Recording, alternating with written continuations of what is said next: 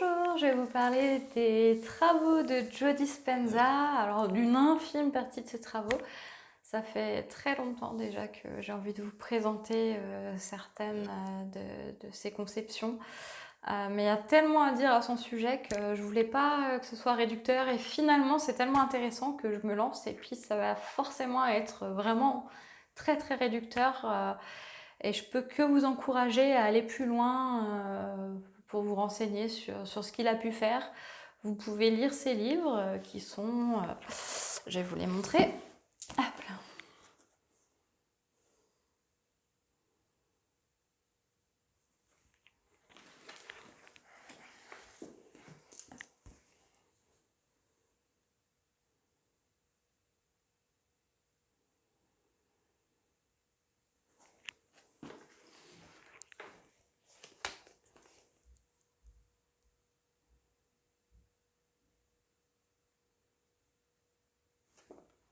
Alors son tout premier livre n'a jamais été traduit en français, mais il a un autre livre aussi.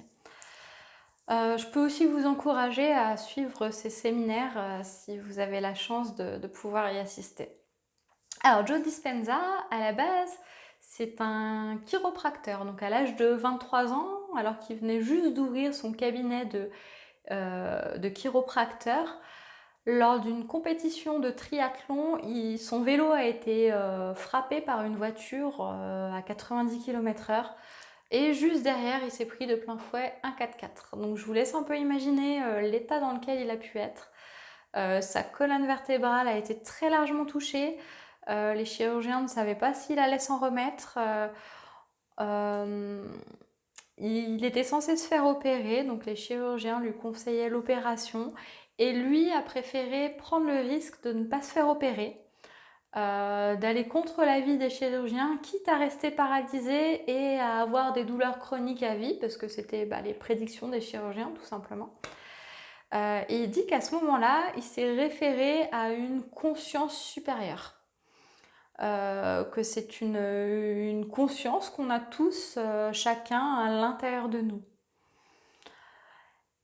À ce moment-là, il a commencé à faire des exercices de visualisation, donc il se voyait guéri. Donc il répétait ça de manière quotidienne.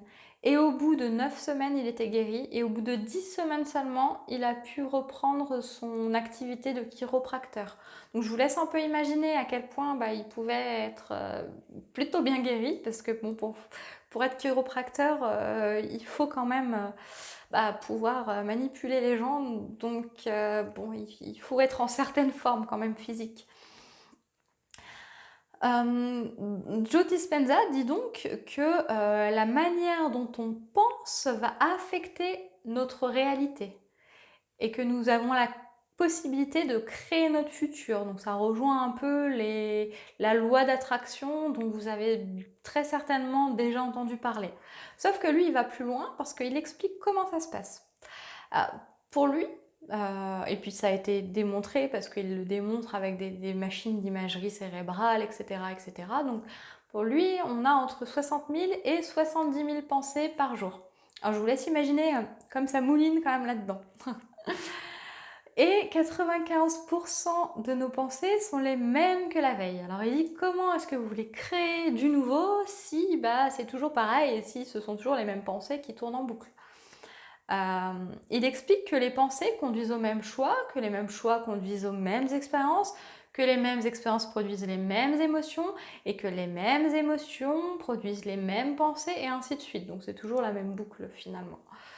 Ce qu'on pense va influencer nos circuits neurologiques, nos hormones et notre expression génétique. Alors, expression génétique, c'est pas les gènes, c'est l'expression des gènes. Si vous vous souvenez un peu de vos cours je crois que c'est le troisième, en tout cas vos cours au collège, on a une partie des gènes qui s'expriment et une partie qui ne s'exprime pas. Il y a ce qu'on appelle le génotype et le phénotype. Donc voilà. Là, c'est la partie des gènes qui s'expriment en fait, qui vont être modifiés.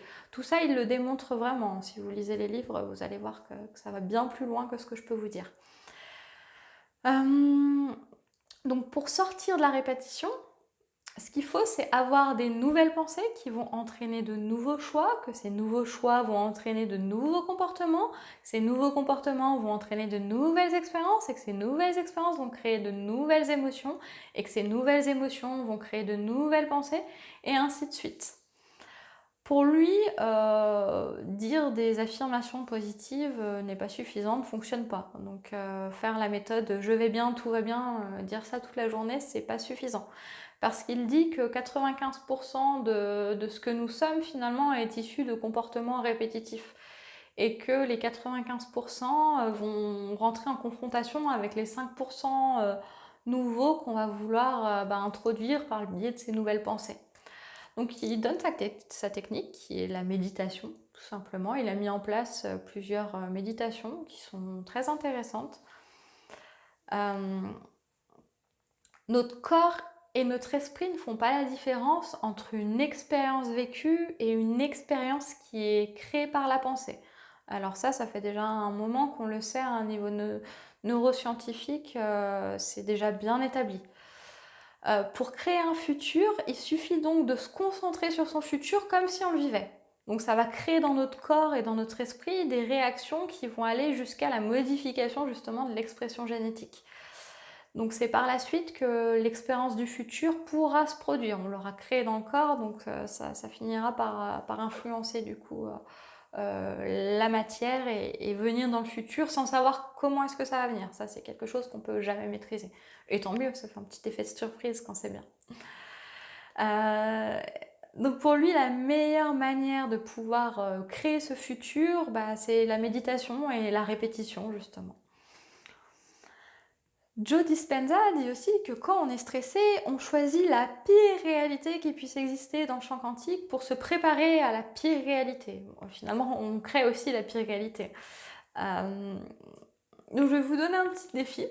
Si on essayait de se préparer à la plus belle réalité qui puisse exister dans le champ. Allez, c'est le petit défi que je vous donne. Si vous l'acceptez ou pas, vous faites comme vous voulez. C'est vous qui décidez, bien sûr. Donc, mais bon, ça peut être sympa quand même.